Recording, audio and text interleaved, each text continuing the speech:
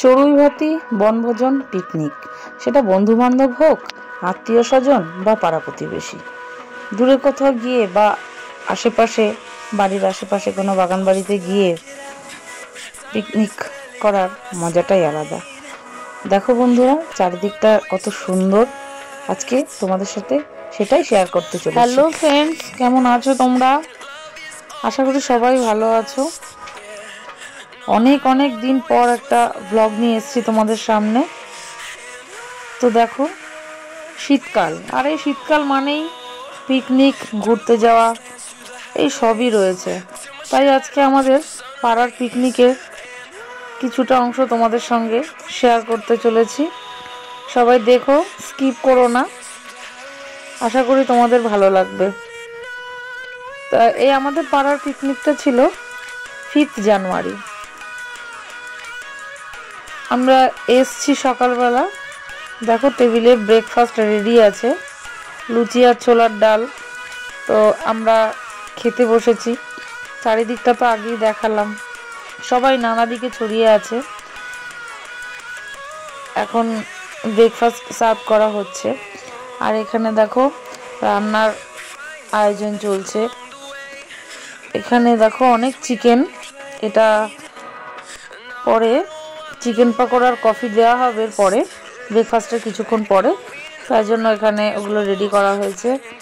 আর সবাই চারিদিকে, বাচ্চারা খেলছে, সবাই ঘুরছে। এটা একটা বাগান বাড়ি আমাদের পাড়া থেকে বেশ কিছুটা দূরেই। আর এখানে দেখো, এই যে কড়াইশুঁটির কচুরির পুর ভরা হচ্ছে, সব রান্না বান্না চলছে। আমাদের পাড়ার সবাই আছে এখানে, সব খাওয়া দাওয়া হচ্ছে, বেশ মজা লাগে। শীতকালে এরকম একটু পিকনিক টিকনিক না করলে একদম ভালো লাগে না। একটু ঘুরতে যেতে হবে, একটু পিকনিক হবে, সবাই মিলে একটু আনন্দ, হই হুল্লোড়, এভাবেই তো জীবন, তাই না? আমাদের পিকনিকটা ছিল কিন্তু 5 জানুয়ারি। এডিটিংয়ের কারণে আপলোড করতে অনেকটাই লেট হয়ে গেল। এখানে সবাই পাড়ার বৌদিরা, তারপর আরও সবাই বসে গল্প করছে, দূরে ছেলে মেয়েরা বসে গল্প করছে, বাচ্চারা ফুটবল খেলছে, র্যাকেট খেলছে। বাগানবাড়িটা বেশ সুন্দর। আর মাঝখানে আমি কিছুক্ষণ এখানে না থাকায় রান্নার ভিডিওটা করতে পারিনি, একদম ডিরেক্ট চলে গেলাম লাঞ্চে। তো সবাই খেতে বসে গেছে, দুপুর প্রায় 2-2:30 বাজে। এখন এটা সেকেন্ড ব্যাচ বসেছে। দেখো, এখানে স্যালাড, এই যে বেগুনি, চাটনি, ওখানে মাটন বাটি করে সাজানো আছে, এখানে তুলছে মাটন আলাদা আলাদা করে। আর বাঁধাকপির তরকারিও ছিল। ওই যে দূরে অনন্যা খেলছে। অনন্যা অনেকক্ষণ ছিল না, কেন সেদিন অনন্যার ড্রয়িং এক্সাম ছিল, তার সাথে ওর বন্ধুদেরও ছিল। ওরা এই সবে এসে একটু টাইম নিয়ে খেলে তারপরে ওরা এখন থার্ড ব্যাচে ওরা খেতে বসেছে, সাথে আমিও আছি। এখানে আমাদেরকে এখন প্লেট দিচ্ছে, খেয়ে দিয়ে তারপর আবার সবাই মিলে একটু আড্ডা হবে। চলো, খাবার এসে গেছে, আমরা খেয়ে তারপরে তোমাদের সাথে আবার কথা বলছি। চট করে তোমরা মেনুটা দেখে নাও। সকালের ব্রেকফাস্ট তো বলেছি, আর দুপুরে লাঞ্চে ভেজ ডাল, বেগুনি ভাত, বাঁধাকপির তরকারি, মাটন, আর তারপরে আছে চাটনি, পাঁপড়। কিন্তু মাঝখানে ব্রেকফাস্টের পরে চিকেন পকোড়ার কফি ছিল, সেটা স্কিপ করে গেছি। তো খাওয়া শেষ পর্যায়ে এইবারে শুরু হয়েছে নাচ গান। একটু রেস্ট নিয়ে সবাই, এবার বক্স চলছে। এইবার সবাই, আমাদের পাড়ার একটা দাদা কি নাচছে। তো সবাই যারা নাচ করছে সবাই বসে দেখছে, বেশ আনন্দ। আর নাচ করছে না ঘুরে ওড়াচ্ছে বোঝা যাচ্ছে না, তবে নেচেই যাচ্ছে, কত রকম পোজ। তো এটাই আনন্দ, খুব ভালো লাগে।